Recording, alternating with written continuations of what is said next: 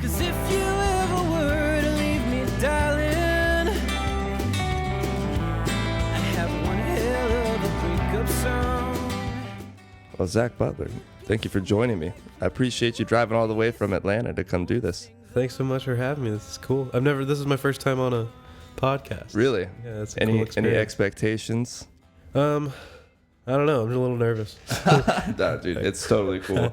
We definitely try to make it more of a conversational thing as opposed to it being like a Q&A situation where, we're just doing fast, rapid questions that make you nervous. It's just, it's more of a conversation than anything. But you reached out to me about, coming on the show, and I checked out No One Sings Along, your newest tune, which came out November 4th. And I love it, man. I was listening to it a lot over the last few days. How does it feel to have this song out? I mean, it's only been a month or so, right? Yeah, I guess it hasn't been that long. It feels like a long time because I guess we recorded this back in June or July. So I had an internship at 1971 Sounds, and Todd Lyons, who's running all that, was like, whenever we don't have anybody in here, like, feel free to do your thing, figure out how stuff works. So I was lucky to like have that space for a minute and record the song. And then I kind of forgot about it for a while, and I was like, I need to like hit get back to upload, that. Gotta put this out. So, but it's really cool. I think it's great because we put the album out in January, and then this is like kind of a little bit of a new direction, maybe. Yeah. I feel like the album, I was just like, this is everything I kind of like, gonna put it all together. It's not really uniform. It's just I like a lot of different types of music, and I'm still kind of hammering down like the sound that I'm trying to go for. Yeah. And No One Sings Along is like very folk, and like really leaning into that like influence in my music, and I'm leaning more that way like every time I make some more stuff. So it's cool to like start to show that part of my influences and that part of like who I am and what my sound is. So did you decide to leave that song off, or was it not? Had you not really written it yet by the time that the album was ready to come out? I think it was written, but what happened was, so the album was kind of a stressful process because we raised money through Indiegogo because I really wanted to record at Capricorn Sound Studios in Macon, where I'm from. Right. I just wanted to go to a real studio. I didn't really know what I was doing. I didn't really know anybody that was recording music. I was like, that seems like what you got to do. It is like the thing you assume you have to do. Yeah. Now, like, I know a lot more about home recording and like meeting people who are producing music out of their houses that sounds just as good or better. So that's been cool. But we had 7 days. So we recorded 10 songs in 7 days. Wow. So there wasn't a lot of room to be like extra creative in the studio. It was like me, Stephen Grubb, and Noah Finnemore, who play in my band, drums and bass. We got together for like weeks before and just nailed down the songs. So one take with all three of us, and then overdub for each song. Yeah. Oh wow. So we recorded guitar, bass, and drums like old all Beatles together. style. Yeah, I know. Yeah. It was kind of stressful. We would do like 5 to 10 takes, pick the best one, and then overdub vocals and overdub like some electric guitar and stuff. But it all went by like very fast.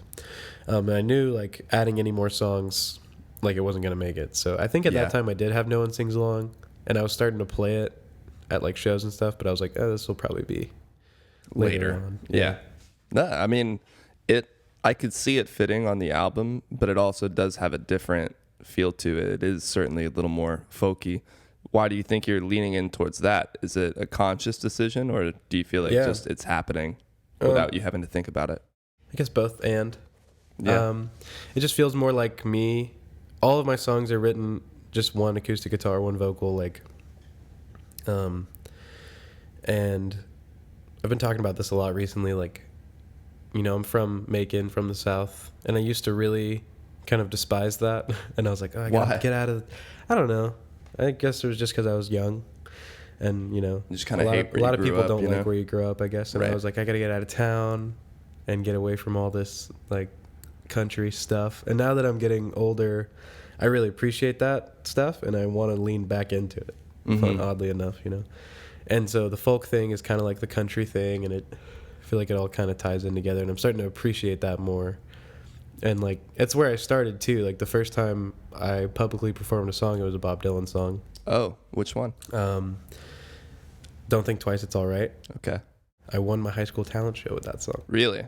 Wow. It was a fun time. That's amazing that anybody would even know Bob Dylan at that age, you know? Yeah, I mean, it was just there's this great YouTube channel, Josh Turner Guitar. Not Baby Lock Them Doors and Turn the Lights Down Low, Josh Turner, but this other guy. Damn, I was hoping it was. There's this other guy, Joshua Lee Turner. He's a great guitar player, and he would make all these covers. They're in a band called The Other Favorites, and I was obsessed with them on YouTube. And they would cover a bunch of folk tunes, and I got really into I was like, I want to learn to play guitar like that. And so that's where that kind of came from. But then I started going the rock, more the rock route. And I love rock music, but it's not it doesn't feel like me as much as some acoustic instruments and just more, I don't know, authentic, the songwriting and stuff stripped down. Yeah, it just feels more like who I am.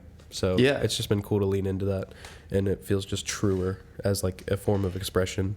Yeah, well, you clearly have a very wide array of music taste, having just cited folk and country, and then I know you like John Mayer, Room for Squares, and then Bill Evans Trio. It's like you're all over the place. Do you think you'll ever have any more jazzy elements? I know we were talking about jazz guitar right before we started recording. I mean, I guess we'll see. I've always wanted to. I love Bill Evans so much, and I've always wanted to learn jazz piano, and it's something in the back of my head. I'm like, one day, I'm gonna really spend some time learning the piano, and that's not right now. And that's okay. Yeah. It will be eventually. I really want to. Maybe when I'm older.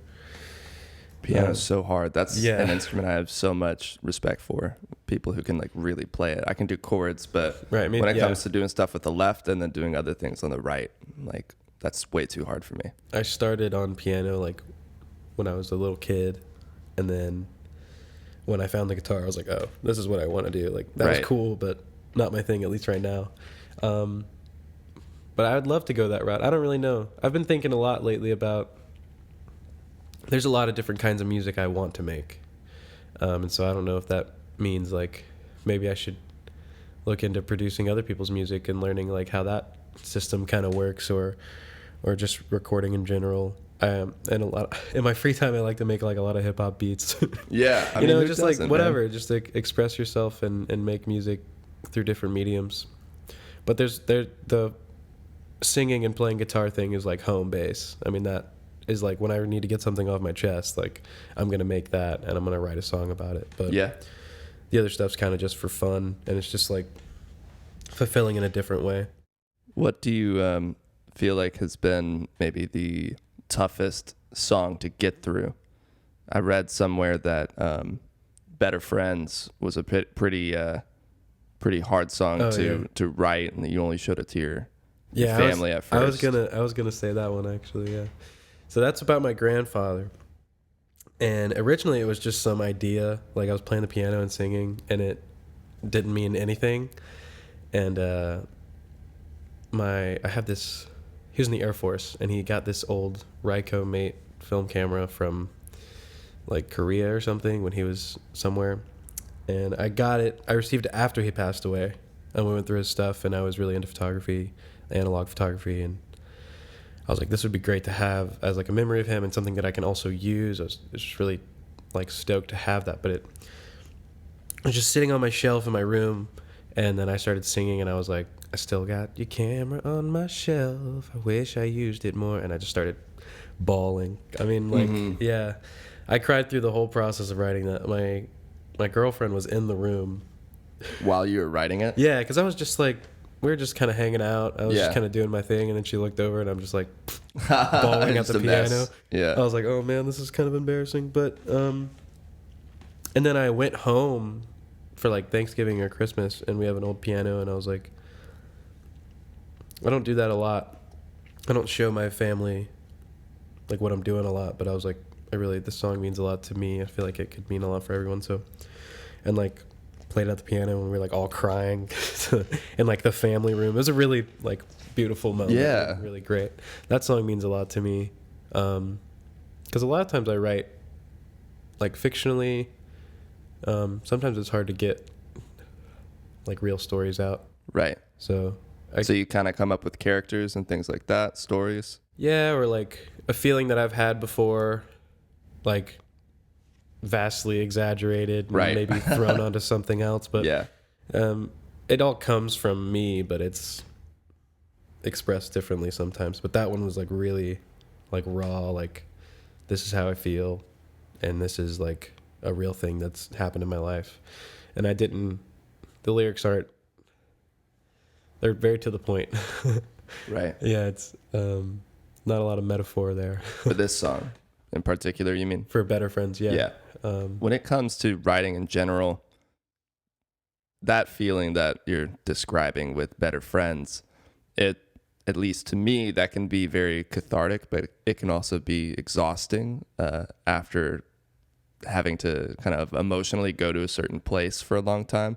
Is that a feeling that you want to chase with other songs, or do you feel like it's nice to take a break from something that's so heavy?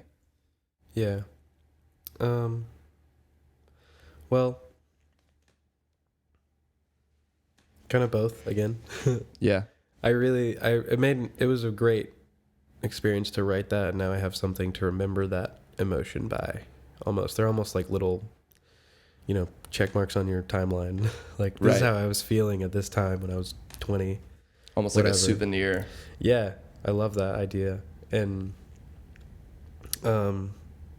like the stuff I'm writing at the current moment, it still feels that way. And I really appreciate when I can have like an intimate moment with myself where you write something and it really means something to you. Because if it means something to you, it's definitely going to mean something to someone else. I mean, yeah. Those songs I feel like are the most like powerful for a listener if it really touched me. So I feel like I'm looking for that all the time. Good. Yeah. I mean, It's good to look for that, something that feels very raw and vulnerable. Yeah, sure. But sometimes it's really hard, at least for me, to always go there. Oh, there's the train.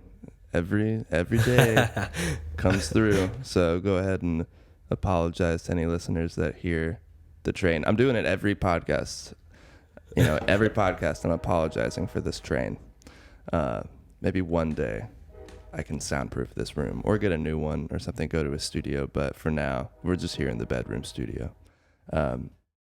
But yeah, it is hard sometimes to go there vulnerably with your emotions on every song. And, I like to write fun tunes as well, which is a nice break, but it can be very cathartic to go into that place. And, for me, like, I feel like I discover how I feel about certain situations or certain people through the writing process. Whereas sometimes, usually what you're going into and you know what you want to say. But for me, I feel like a lot of the times I don't really know how to formulate my thoughts until I'm actually writing it. And then I write something that I don't even quite understand until maybe later. Yeah. Does that ever happen to you? Yeah, man. You surprise yourself. Right. I mean, you sing something and you're like, whoa. You're like, what? What I was can't that? believe I gotta write that down. I think that. Yeah. Yeah, I didn't know that was there. That definitely happens. And a lot of times I write, I'm not like sitting pen and paper, or it's like come up with an idea on the guitar. Everything starts there pretty much. And then whatever I'm thinking about, I'm just like throwing words at it. I mean, I'm just like singing verses. A lot of them don't make any sense at all. It's just absolute gibberish. Right. And then something comes out that means something, and you're like, oh, okay, I guess we're going there. Yeah. Let's start there. It's like the North Star. You find it, then you just keep going that way. Yeah. Yeah. So, yeah, my writing is pretty just abstract in that way.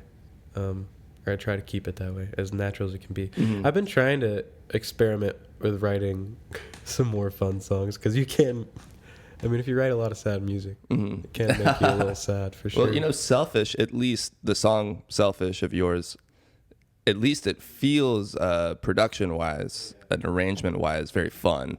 I mean, I can see that maybe some of the lyrics are a little more like, I don't know what the word is, salty almost. Yeah, a little angry, but it's still I guess. fun. Like it feels like a fun, Yeah. almost like a diss track. Yeah. Yeah, I guess it is kind of like that. Well, my favorite band is Wolfpack.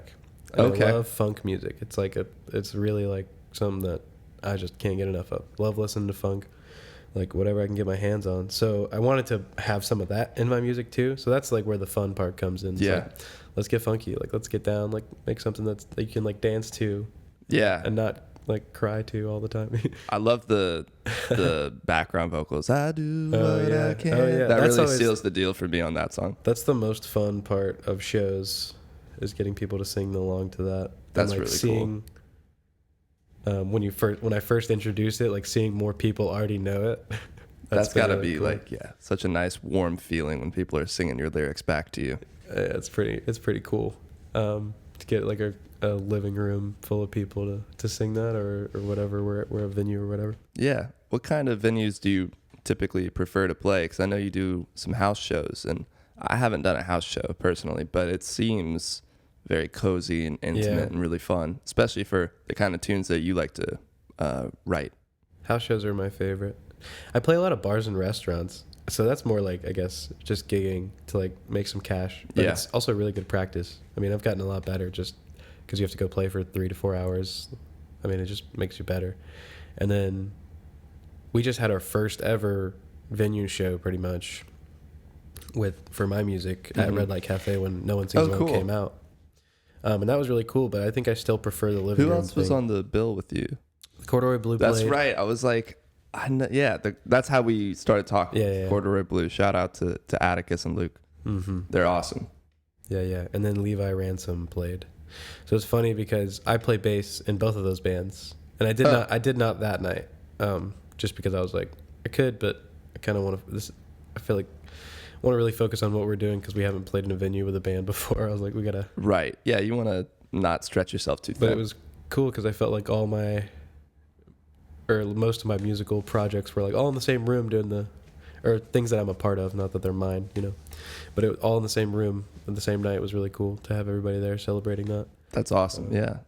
But yeah, definitely still prefer a living room. I mean, it's so cool. I feel like people listen more, just because it's and it can be a little awkward, and I think that's part of it. Like, it just gets so quiet. Yeah. And it's just you playing these songs, but I love that. Yeah. And in some ways, it feels like more pressure, even though it's maybe not as like this professional venue, but at the same time, it's everybody just packed into one intimate living room. And they're like eye level with you too. Right. So yeah, they're like right in front of you. You're like, oh, this is interesting. it just feels like you're actually like making connection because you're like, I want to show you guys this. Right. And sometimes at a venue, I'm not sure. It feels more like a performance. Yes. Yeah. And I like performing, but I also I really enjoy being like, I wrote this. I really just want to show it to you, and like see what you think, and if you like it, cool. So that's why the living room thing is cool. That's why we started calling it Zach Butler and the Living Room Band. Oh, there you go. I just we love house shows. I think we actually haven't played as a band in many living rooms, but I just thought I thought it fit. I think we maybe did that once or twice. Playing in living rooms. Yeah, with the whole like group, Yeah, that's a lot of people to fit into a small space. Most of the time it's kind of stripped back. We did a house show recently. Ryan Sanford is a good friend of mine. He plays cello. He played cello on No One Sings Along. But he also like plays guitar, sings, has a little band. So he had me and the Corduroy Blue out at his house. We both played sets, and then all of us came together for like one big like jam band. Nice. And played for like an hour. It's so cool. So how do you know the Corduroy Blue? Like, how did you guys meet? Oh yeah. I used to go to like every open mic in Atlanta, like every single one, because I was like, I have no idea what I'm doing. I got to get started. I got to meet some people because I moved there for college, and I was like, I don't know anybody. And I went to this open mic for this thing called the Real Movement, which was a sort of student ministry. I didn't really know much about it. I was just like, open mic, I'm there. Yeah. And Atticus was like a leader at that, or involved somehow. And then he played a song, and I was like, he played Her Majesty. Oh, wow. And I was like, wow, that was really cool. We just got to talking. We were just friends. And then I was at work one day, and I was in this mode where, like, for my musical life, I was like, I need to say yes to every opportunity that comes up right now because I don't know anybody. I just got to see where things take me. And so I get this phone call from Atticus, who I've talked to once. And he's like, hey, our bass player just canceled. I know you play guitar, but can you play bass? And I was like, not really, but I'll figure it out. I'll be there. Yes. And then How many people that was like 2 start years playing ago. bass that way? Right. I yeah. did. How many guitar players are called to Yeah, that's how you learn bass. Nobody picks up bass because they want to. It's because somebody asked them to start learning it for their band. Yeah, but it was so fulfilling, though, to play bass. I mean, I still love doing it. I've been doing it a lot now, ever since, because, you know, they've gotten some good notoriety about their music. And so Yeah. people will come to the shows, and then friends of friends, and they'll be like, hey, I heard like that guy plays bass. Like, give me his there you phone go. number. So Yeah. I've been getting more bass gigs. That's And fun, man. I love playing bass. It's probably my favorite. It's a good feeling. Sometimes I play bass at Grace Midtown Church in Atlanta. Okay. And this is just random, but they have like the subs like right underneath this like wooden stage. Uh-huh. So when you play like a note on the bass, you feel your feet vibrate. So sick. I'm like, I feel so powerful. right now Yeah, on the exactly. bass. Like, Yeah, you don't get that power from guitar. yeah, not as much. No. I mean, maybe if you really crank your amp, like you can feel some of that. But Right. it's cool to hold down the low end for sure. So when it came to recording this album of yours, which song do you feel like gave you the most trouble production-wise? Like, how did you navigate some of the obstacles of recording? Yeah. I'm trying to think about this. We had a lot of problems getting good takes on the acoustic guitars. Just like the way we wanted to mic them up, and also on the piano too. So like Lord Don't Let Me Down, probably that one. Now that I think about it more, that it's got this like kind of syncopated rhythm that's going on with the band, and like we were trying to nail that down in rehearsals before we recorded it for a long time, just to get it to like feel good. And recording that, we kind of making sure we were all staying together on that like. It was a lot. Yeah.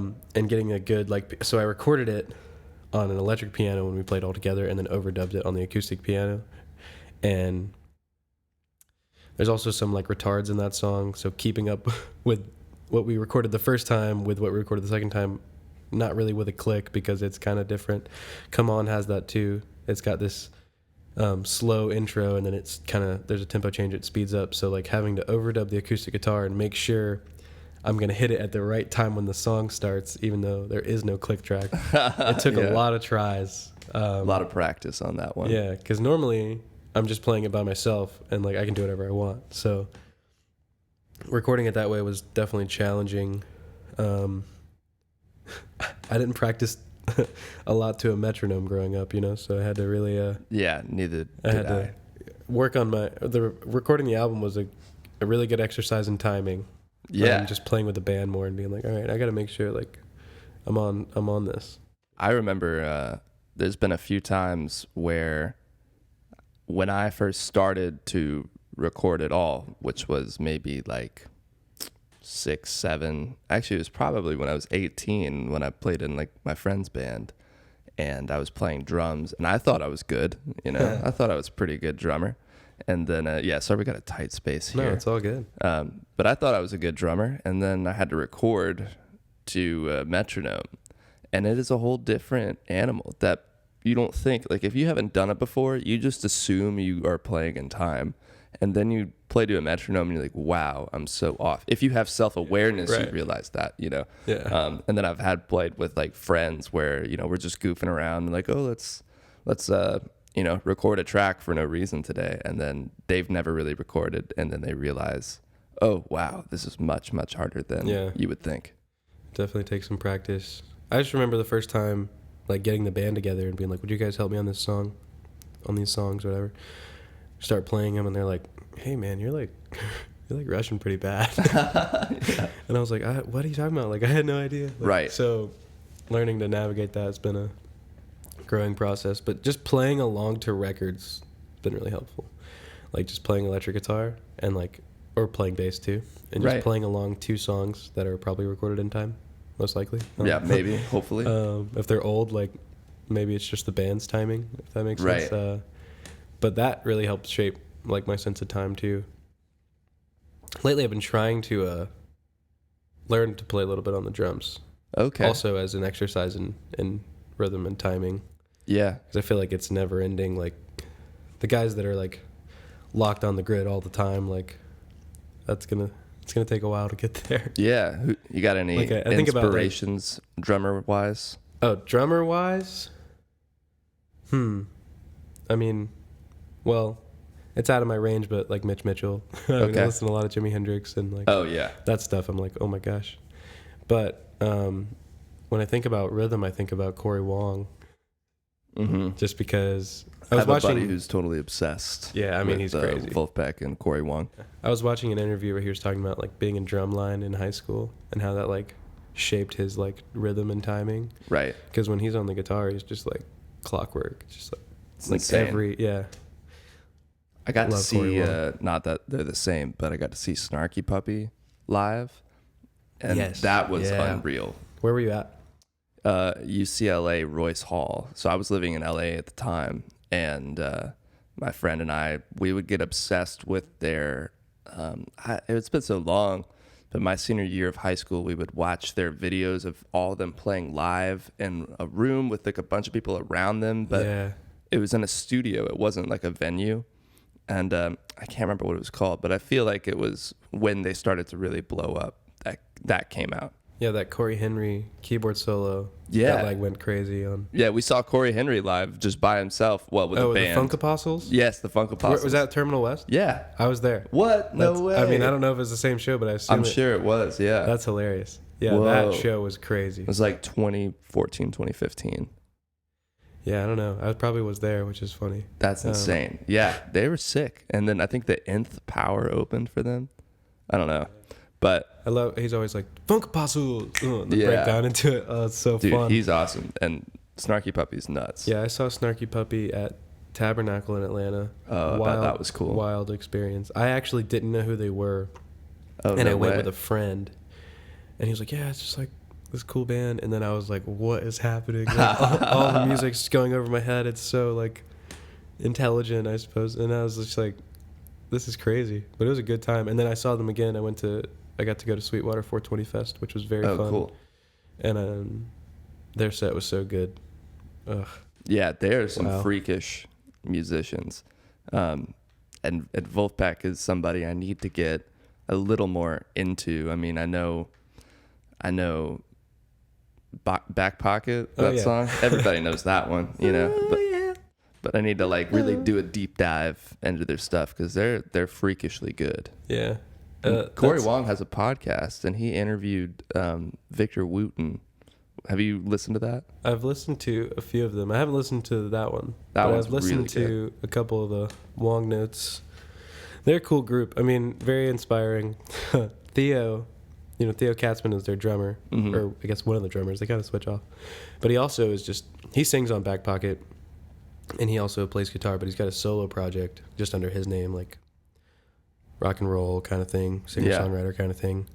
Huge influence on me. Love his music. It's just incredible. So if you haven't listened to that, I mean, No. those are some good records. Theo Katzman. Yeah, Heartbreak Hits, and then So his solo stuff. yeah, Oh, okay. very very good. And then he just came out with a live album from like 2020, and it was the last show I saw before the pandemic was him. He was at Terminal West in Atlanta. Oh, whoa. And Dude, Terminal West rocks. I love that venue. me too. It's That my and the favorite. Tabernacle are my two favorites. Yeah, Terminal West definitely my favorite in Atlanta. But the live album he just came out with is like incredible. There's this on the song Lily of Casablanca. There's Lee Pardini is playing keys from the band Dawes. Oh, okay. It's like the keyboard solo is just like you have to listen to it. Yeah. It's an experience. Oh. I mean, I can't believe we and my roommates like put it it came out on YouTube first, and we were just like in the living room like, oh my god, like I can't believe this. This is so good. I'll check it out. So it's Theo Katzman's solo stuff you're talking about. Yeah. Okay, cool. I'll definitely check it out. I wanted to ask because I know you're relatively self-taught Yes. musician, right? Mm-hmm. So am I. for the most part. But now I teach music. So I'm curious what your opinion is on, somebody comes to you, they never played guitar or piano, and they say, should I take lessons? What would you say?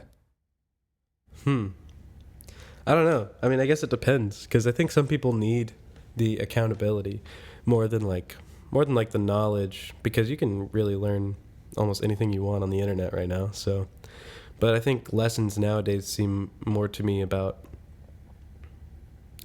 one, if you're like intermediate and you want to go to advanced, you're probably going to need to meet somebody that really knows what they're doing. True. But if you're just starting out, you need someone that's going to be like, did you practice this week? Because a lot of people, like, starting out, it's hard to like, because I mean, you suck at the beginning, so it's not very fun. You don't want to keep doing something you're not good at. It's not until you get a taste of like, oh, I played something cool, that you want to just keep doing it.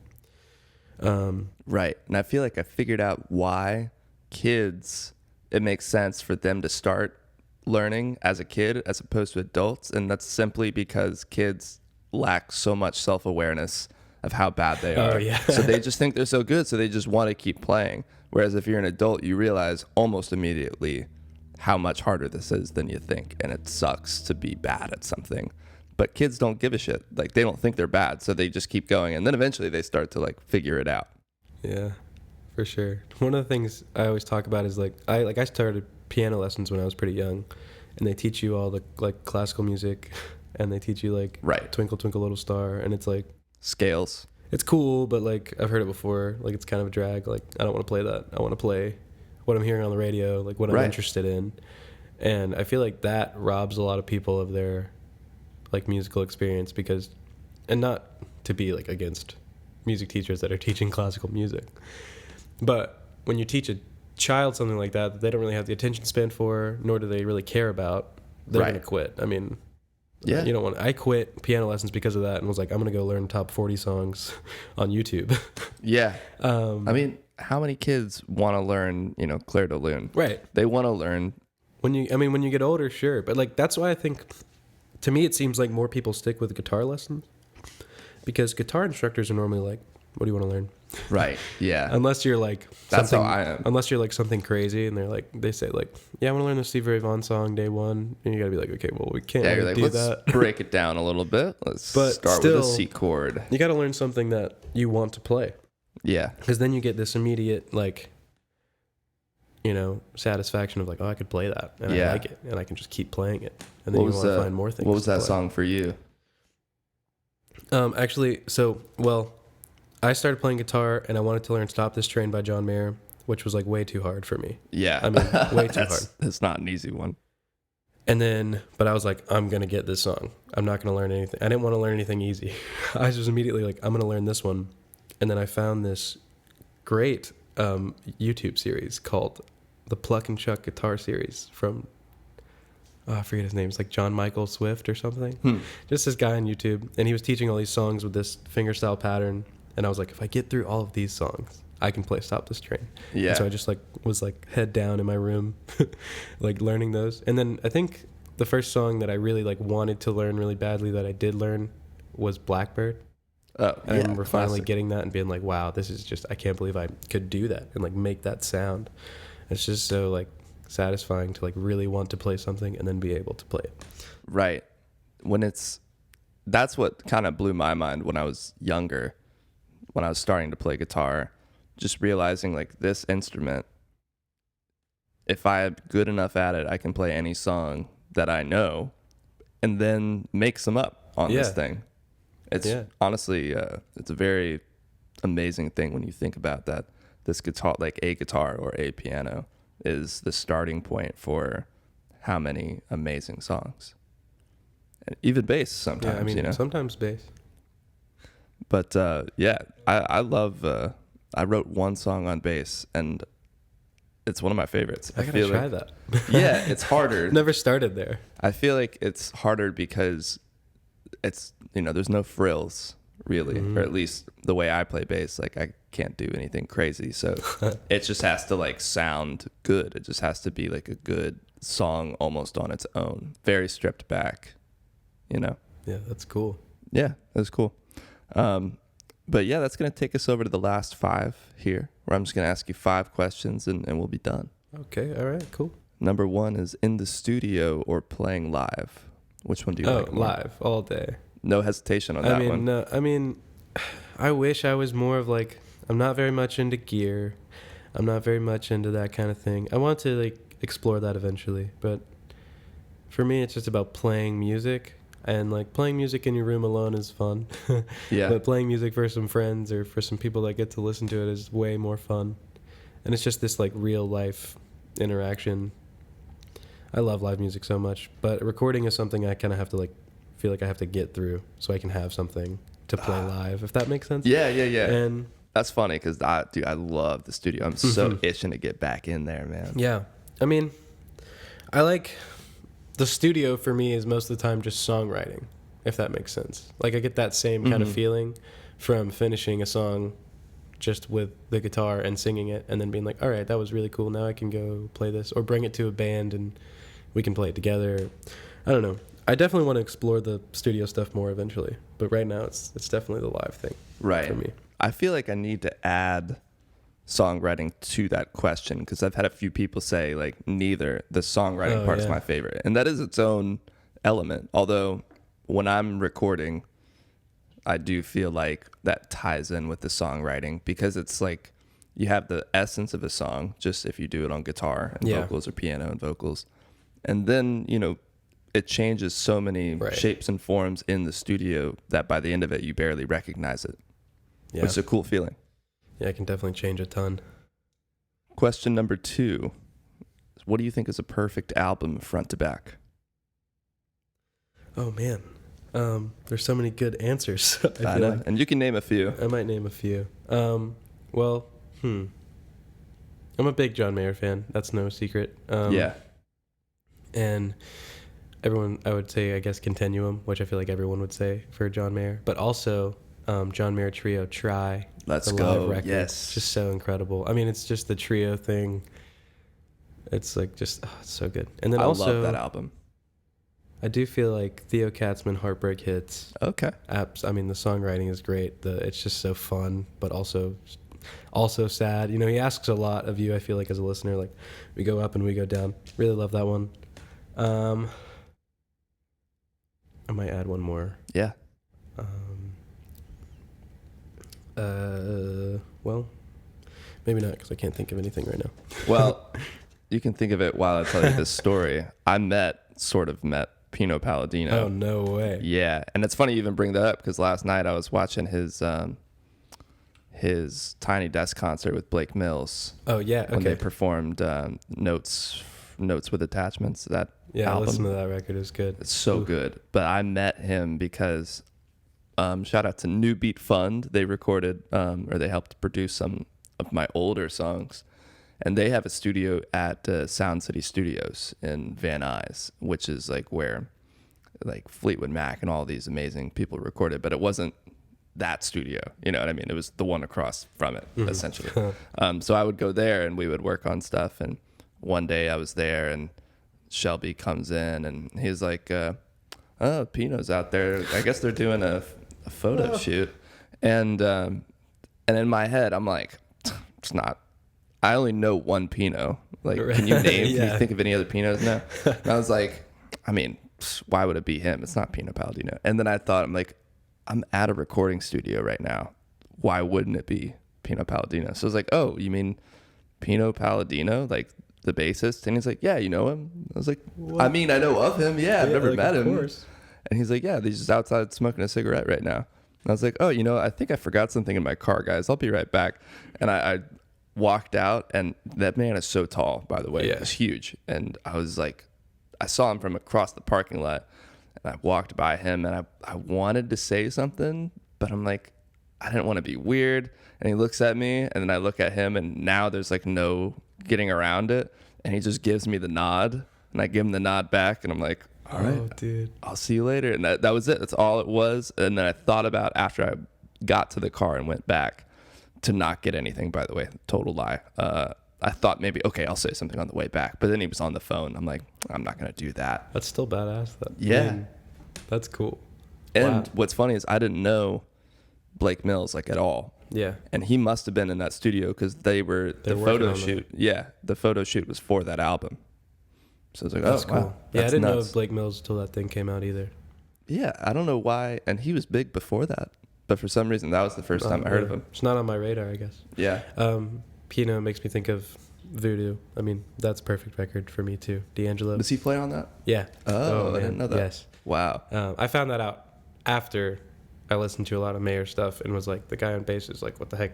How's he doing all that? Yeah. And then listened to that D'Angelo record and I was like, okay, like I got to find more Pino stuff. Like, where's he at? Because it's all just so good. He's a legend. He's played with so many different people. Yeah. He's so versatile. Yeah. I think he was in, I might be wrong about this, but I feel like I remember reading that he was in some like hard rock or like a lot heavier music group.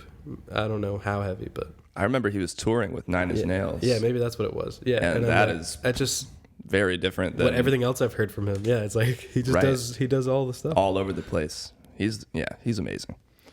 Question number 3 is, who would be your dream artist or producer to work with?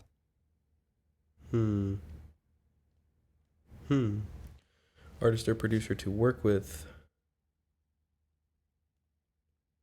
Is this like dead or alive?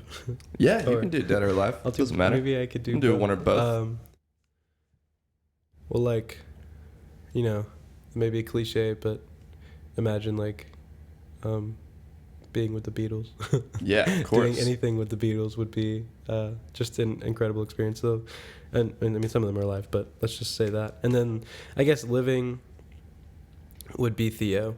I know I talked about him earlier. Still such a huge influence on me. And I just love the way he approaches music. He also does a good bit of producing.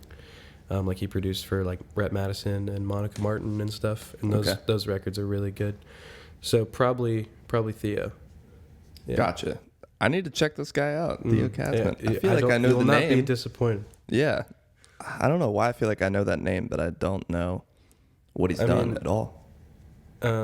Maybe you and Tommy have talked about it before. I played a show with Zach. Oh, okay. Zach Crook at Andrew Bloom's house in Atlanta one time, and Tommy was there because he was playing with Zach's band, and I played Selfish and maybe some other songs, but it was mostly Selfish that I played that got this reaction. But I met Tommy for the first time and he was like, you listen to a lot of Theo Katzman? And I was like, is that obvious, man? Like, that's funny. So maybe y'all have talked about it or something. Maybe, yeah. So Selfish is the one that reminded him of it? Yeah, because, I mean, I kind of ripped off the ending a little, well, like partially. I mean, from some other song. I can't even think of what song it is right now, but it's a very similar ending to another song. And I feel like that's probably the moment where he was like, oh, okay. He's like, I see you. Yeah. I see you. That's always a funny feeling when you're like, I'm in on the joke. Right. I know. I know what you did. Yeah, those are some good answers, though. Question number 4 is, what's on your musical rotation right now? Oh, I'm going through a country phase, which I didn't think would ever happen to me. I used to be the guy that was like, yeah, I listen to everything, but I don't like country music. You know how like most people answer that question. But yeah, really like John Denver. Okay. Oh, yes. Glenn Campbell. I don't know if that's technically country. Yeah. I don't know. Maybe I think. Country adjacent. That's Rhinestone Cowboy? Yeah. Fucking love that song. And then Tyler Childers. Which is newer, kind of newer, right? and he's getting a lot of traction. Really like his music too. And then besides that, just anything. There's a couple great playlists on Spotify. There's, what is this? Soft 70s. Ooh. Listen to that all the time. And then this other playlist called Mellow Classics.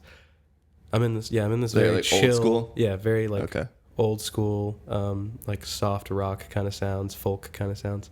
Very much in like a chill music phase. Okay. I've had my like fast and loud listening phase, and it comes and goes. But like right now, a lot of low energy acoustic guitars, stuff like that is what I want to hear. I feel like that makes sense for the winter time as well. Fall and winter time, you just want to chill out a little bit.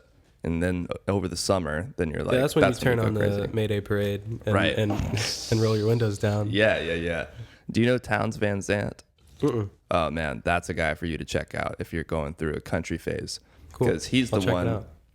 Well, I kind of discovered him on my own, but the guy who got me into the country phase was my my old roommate Pierce. He showed me Waylon and Willie and all those tracks, and fell in love with Willie Nelson, Waylon Jennings, and I can't remember who else. Maybe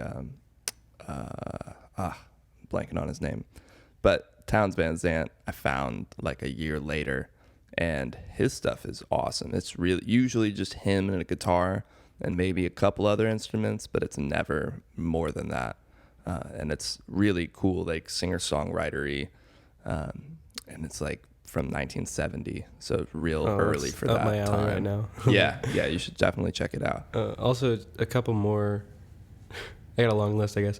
The Wood Brothers, which I feel like I'm constantly listening to. The Wood Brothers. Yeah, Wood Brothers, Oliver Wood, Chris Wood, and they have a drummer, which I can't recall the name right now.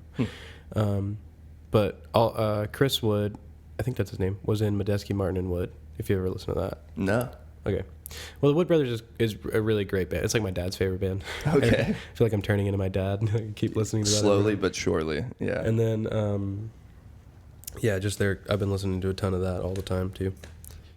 Wood Brothers. Okay, you got me a good list. Wood Brothers, Theo Katzman. Anything else I need to check out? Not off the top of my head right now, but yeah, maybe I'll shoot you a DM. Please. Yeah, I need a list. And then last question here before we go: what's your favorite decade of music, and what's the worst decade of music? Oh, the worst. Okay. Yeah. Favorite? Seems like the 70s, at least right now, the way I feel about music. Yeah. 1972. Ooh, specific. Is like a great year. I mean, wow.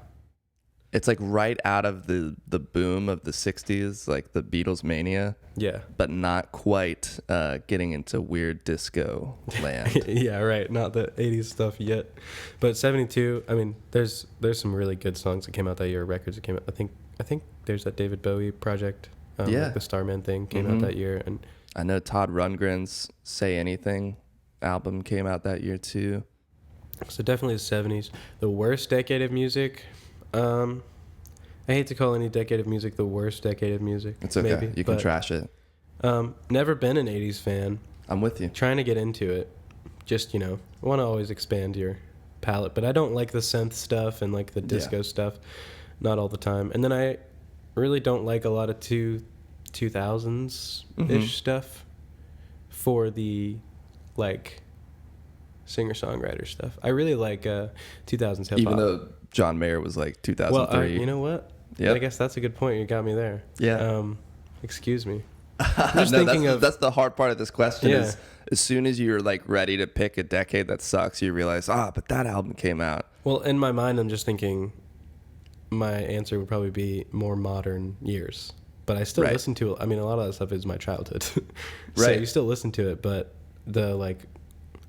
if we're talking like top 40, like what's popular, then probably that is the key. Then probably like 2000s, 2010s would be really 2010s. Maybe. I mean, it starts getting more into this electronic thing, which is not my personal favorite kind of music. Sure. Like when it starts getting electro pop, I'm like, okay, not really. I guess it's kind of similar to the 80s thing. I was gonna say, really think about it. The 2010s, I think, saw a lot of 80s worship on the radio.